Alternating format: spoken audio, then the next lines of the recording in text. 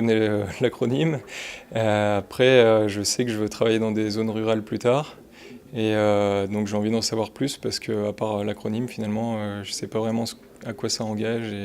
C'est un engagement fort de la ministre dans le cadre du pacte territoire santé de faire de la promotion et surtout d'aider en fait les professionnels à s'installer et privilégier en fait l'installation dans les zones fragiles, dans les zones déficitaires. Il y a beaucoup de dentistes à remplacer. Il y a énormément de dentistes qui partent à la retraite à l'heure actuelle.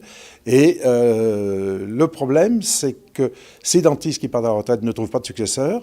Pourquoi ? Parce que beaucoup de jeunes ne veulent pas aller travailler dans des zones un petit peu éloignées des grands centres. Cette mesure mise en place dans ces zones déficitaires, c'est surtout pour permettre en fait, que la population puisse avoir aujourd'hui accès à des soins dentaires, quelle que soit leur localisation sur la région Rhône-Alpes. J'ai un petit peu compris que c'était une sorte de bourse ou de subvention qu'on touche pendant les études tous les mois en échange de s'installer après dans une zone sous-dotée. La condition étudiante, elle est parfois assez compliquée. Vous avez des étudiants qui viennent de nombreuses autres villes. La faculté d'odontologie de Lyon ne compte pas que des étudiants lyonnais. Donc pour ces étudiants, il y a pas mal de problématiques qui sont problématiques du logement, de la vie courante. Et tout ça a un coût. Donc souvent les étudiants sont obligés d'avoir un, deux, voire plusieurs petits emplois à côté.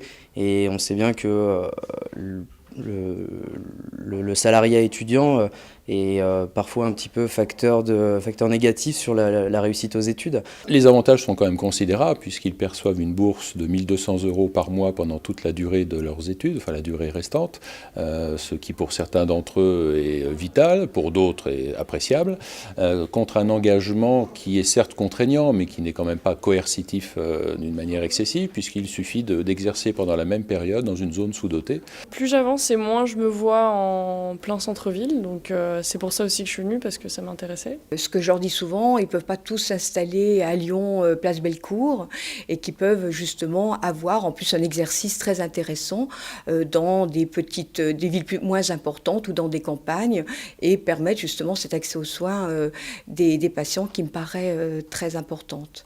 En fonction du nombre de candidats, c'est probablement son classement, sa motivation, et puis aussi aimer exercer dans une zone sous-dotée, avoir un certain niveau d'autonomie malgré tout, quoi. Alors les bons critères, c'est vraiment être motivé, c'est-à-dire avoir une vraie volonté d'exercer dans une zone sous-dotée, à faible concurrence professionnelle, et avoir la volonté de répondre à des besoins de santé publique qui risquent de ne pas être satisfaits s'il y a une désertification qui s'installe.